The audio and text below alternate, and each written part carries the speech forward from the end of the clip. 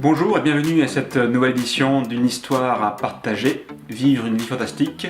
Mon nom est Jean-Jacques, et aujourd'hui j'aimerais vous parler d'un événement qui a eu lieu il y a quelques semaines. J'avais une mauvaise toux et je suis allé voir le médecin. Et quand je suis rentré dans son cabinet, il me pose la question, il me dit « Alors comment ça va ?»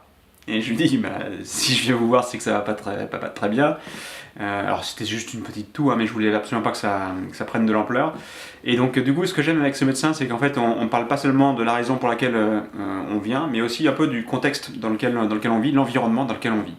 Et donc du coup, je lui disais que je préparais le semi-marathon de Paris pour la semaine prochaine, et donc du coup, je m'entraînais pas mal et que j'avais besoin donc d'être en forme aussi pour pouvoir bien courir ce semi-marathon.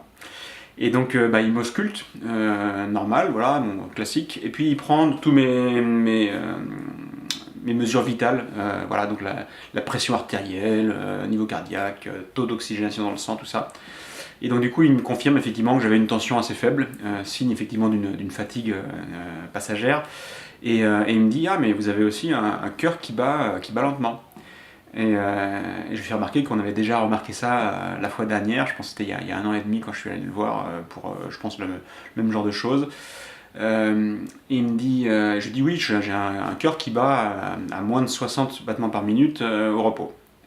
Il me fait oui, non mais là regardez, et je regarde donc sur mon doigt là, le petit appareil qui mesure tout ça, et je lis donc taux d'oxygénation 98%, donc super bon, et puis fréquence cardiaque 49. Et là je suis un peu étonné, je me dis mais 49 c'est super bas, c'est pas inquiétant. Et en fait il m'explique que non, et il m'explique que selon lui ça vient du fait de mon entraînement au semi-marathon, qui donc du coup m'a fait travailler l'endurance et donc abaisser mon rythme cardiaque au repos. Je savais même pas qu'on pouvait abaisser son rythme cardiaque au repos, je pensais que c'était une donnée qui était fixée pour chacun.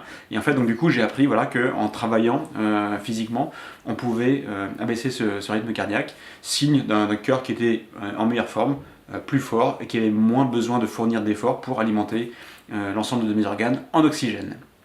Voilà, et donc du coup, j'ai réalisé donc il y a quelques jours seulement, que finalement, je venais peut-être de me faire le cadeau de ce que Tony Robbins appelle le pouvoir de l'aérobie. C'est un des 6 cadeaux que Tony Robbins dit qu'on peut se faire à soi pour être en énergie fantastique. Et un de ces cadeaux, c'est le pouvoir de l'aérobie, c'est-à-dire travailler et bouger son corps de manière à ce qu'effectivement son corps utilise l'oxygène tout le temps à plein, et donc développer cette capacité extra à prendre encore plus d'oxygène et avoir moins besoin de faire d'efforts pour alimenter ses organes en oxygène.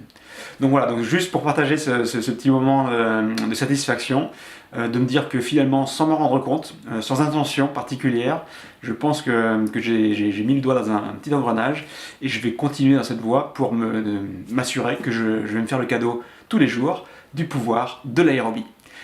Ceci étant dit, je vous donne rendez-vous la semaine prochaine pour une nouvelle édition d'une histoire à partager, vive une vie fantastique. Et jusque-là, n'oubliez pas que vous, quoi que vous fassiez, qui que vous pensiez être, vous déchirez grave. Bye bye.